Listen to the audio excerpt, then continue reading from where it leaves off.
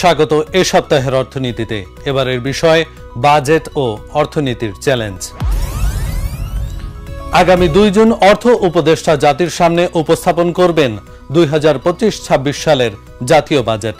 সংসদ না থাকায় টেলিভিশনে উপস্থাপিত হবে এবারের বাজেট।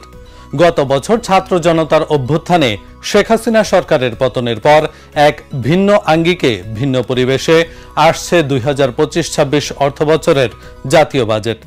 দেশের ইতিহাসে প্রথমবারের মতো বিদায় অর্থবছরের চেয়ে ছোট বাজেট দিতে যাচ্ছেন অর্থ উপদেষ্টা, যার আকার ধরা হয়েছে 7,90,000 কোটি টাকা। এটি আগের অর্থবছরের চেয়ে 7,000 কোটি টাকা কম। দেখে নেওয়া যাক অর্থনীতির চ্যালেঞ্জগুলো কি কি।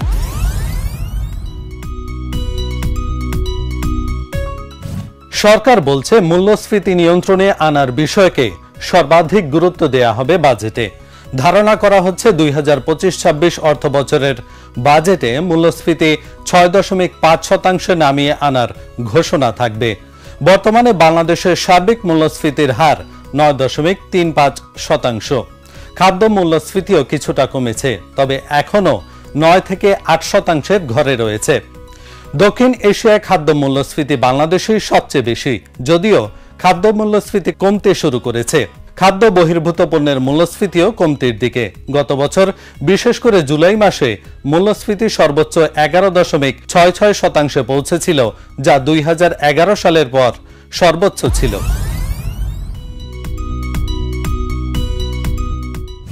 আগস্টে গণঅভ্যুত্থানের মাধ্যমে সরকার পরিবর্তনের পর কিছু ক্ষেত্রে ইতিবাচক প্রবণতা থাকলেও অর্থনৈতিক কার্যক্রমে ধীরগতি রয়েছে।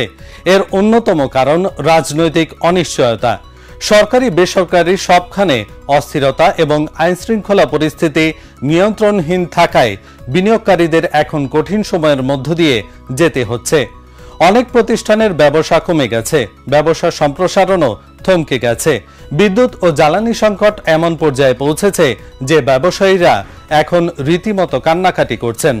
শনিবার এ সংবাদ সম্মেলনে বাংলাদেশ টেক্সটাইল মিলস অ্যাসোসিয়েশন সভাপতি শওকত আজিজ রাসেল বলেছেন, 1971 সালে যেভাবে দেশের জন্য গুরুত্বপূর্ণ বুদ্ধিজীবীদের হত্যা করা হয়েছে, আজ 2025 সালে এসে একইভাবে আমাদের শিল্প উদ্যোক্তা ও শিল্পকে ধ্বংস করে ফেলা হচ্ছে। একই সংবাদ সম্মেলনে বাংলাদেশ চেম্বার অব ইন্ডাস্ট্রিজের সভাপতি আনোয়ারুল আজিম চৌধুরী পারভেজ জাতীয় রাজস্ব বোর্ডের চলমান অচলাবস্থা এবং শিল্প খাতের নানা সংকট নিয়ে তীব্র সমালোচনা করেন। বলেন, সরকার শিল্পে গ্যাস দিতে পারছে না, অথচ ধমক দিচ্ছে শ্রমিকদের বেতন দিতে না পারলে মালিককে জেলে যেতে হবে। সরকার বিদেশে বিনিয়োগ আকর্ষণে সম্প্রতি ঘটা করে ইনভেস্টমেন্ট সামিট করেছে, কিন্তু সামিট চলাকালে বিদেশি বিনিয়োগ প্রতিষ্ঠান ও তাদের পণ্যের আউটলেটে হামলা হয়েছে। বিনিয়োগ পরিস্থিতি বুঝতে মূলধনী যন্ত্রপাতির আমদানি অন্যতম নির্দেশক। বাংলাদেশ ব্যাংকের তথ্য অনুযায়ী চলতি অর্থ বছরের প্রথম 8 মাসে মূলধনী যন্ত্রপাতি আমদানির জন্য ঋণপত্র বা এলসি খোলা গত অর্থ বছরের একই সময়ের তুলনায় প্রায় 30% কমেছে।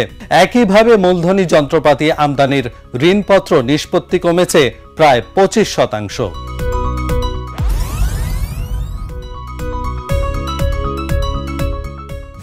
অন্তর্বর্তী সরকারের 9 মাসে বিপুল পরিমাণ কারখানা ও ব্যবসা প্রতিষ্ঠান বন্ধ হয়ে গেছে।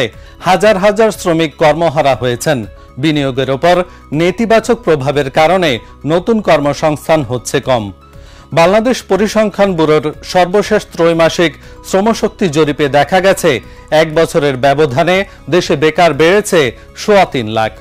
গত অক্টোবর-ডিসেম্বর প্রান্তিকের তথ্য অনুযায়ী দেশে বেকারের সংখ্যা 27,30,000।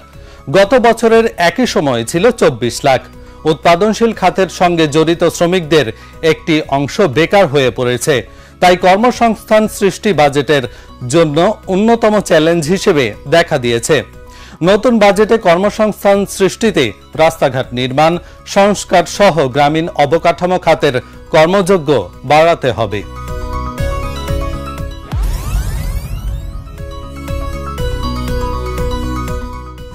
আগামী অর্থ বছরে মোট রাজস্ব আয়ের লক্ষ্যমাত্রা ধরা হচ্ছে 5,56,000 কোটি টাকা। এর মধ্যে 4,99,000 কোটি টাকা এনবিআরকে আদায় করতে হবে। এই লক্ষ্যমাত্রা বাস্তব নয় বলে জানাচ্ছেন অর্থনীতিবিদরা। চলতি 2024-25 অর্থ বছরে প্রথম 10 মাস শেষে রাজস্ব ঘাটতি বেড়ে দাঁড়িয়েছে 71,476 কোটি টাকা। কর ছাড় কমিয়ে রাজস্ব বোর্ড নতুন কর ব্যবস্থা ও প্রশাসনিক উন্নতির মাধ্যমে অতিরিক্ত 30,000 কোটি টাকা রাজস্ব আদায়ের লক্ষ্যমাত্রা নির্ধারণ করেছে। এটি একটি চ্যালেঞ্জ হিসেবেই বিবেচিত হচ্ছে বিদ্যমান বাস্তবতায়।